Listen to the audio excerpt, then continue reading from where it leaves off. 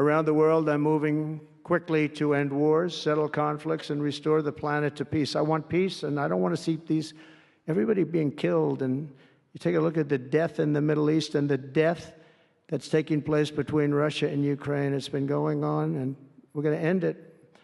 There's no profit for anyone in having World War III, and you're not so far away from it. I'll tell you right now, you're not so far away. If we would have had this administration for another year, you would have been in World War III, and now it's not going to happen.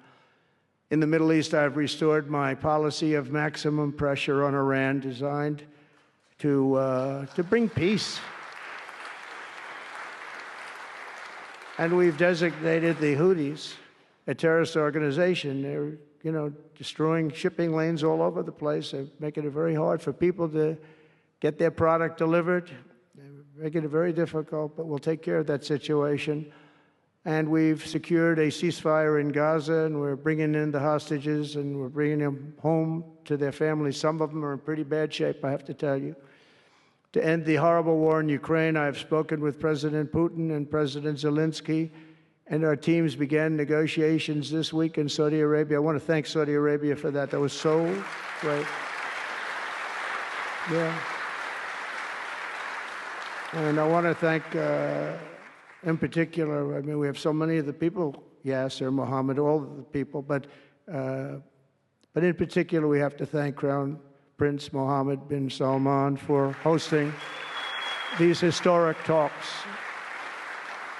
And talks that went very, very well. Steve was there, Steve Witkoff was there, and Michael was there, Michael Waltz and others, and they really went well. It's a big step. We got to get that war over with. You have to see the people that are dying. I look at the pictures, the satellite pictures of the field. It's a level field, and it looks like a modern-day version of Gettysburg, and you know what that means. It is just carnage. It's horrible.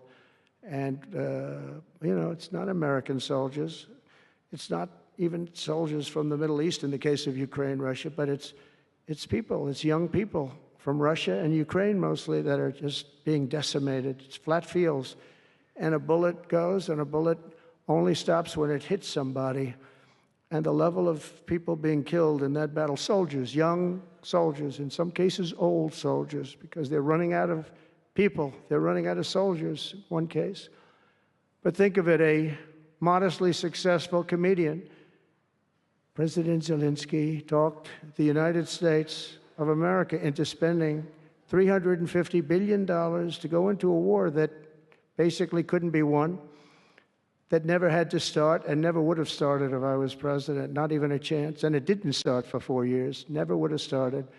But a war that he, without the U.S. and Trump, will never be able to settle. They'll never settle that war without our involvement. That's why they did such a great job this weekend. That's why Saudi Arabia did such a great job this weekend in hosting. The United States has spent $200 billion more than Europe, and Europe's money is guaranteed.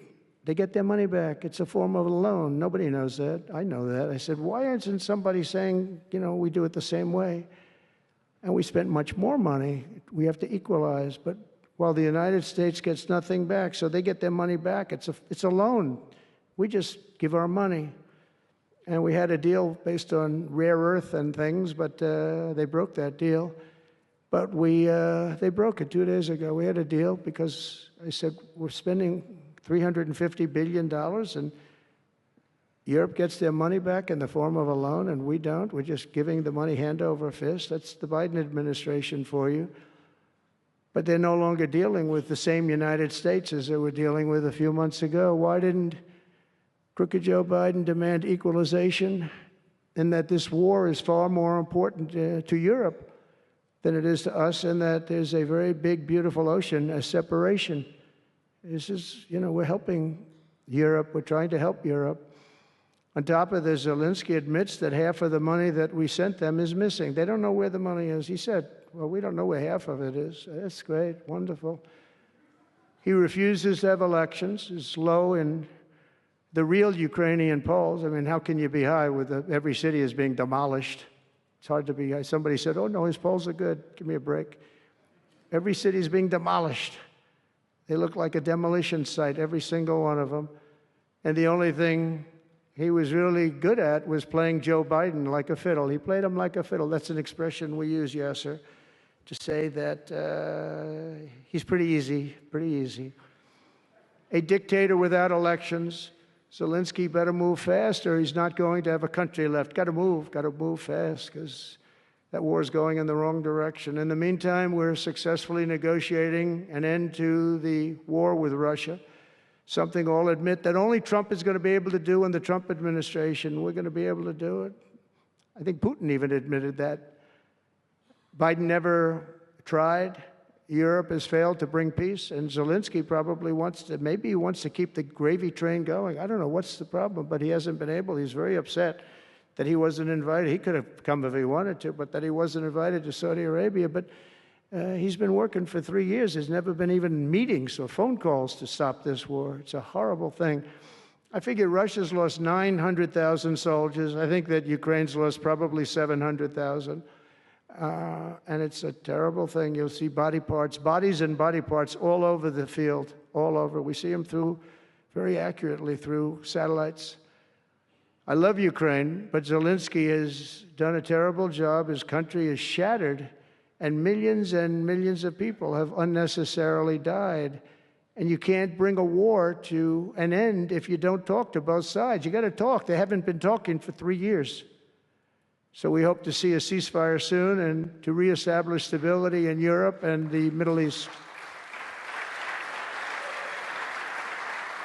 But thank you very much. And as I've said before, it's my hope that my greatest legacy will be as a peacemaker and a unifier. That would be a great legacy.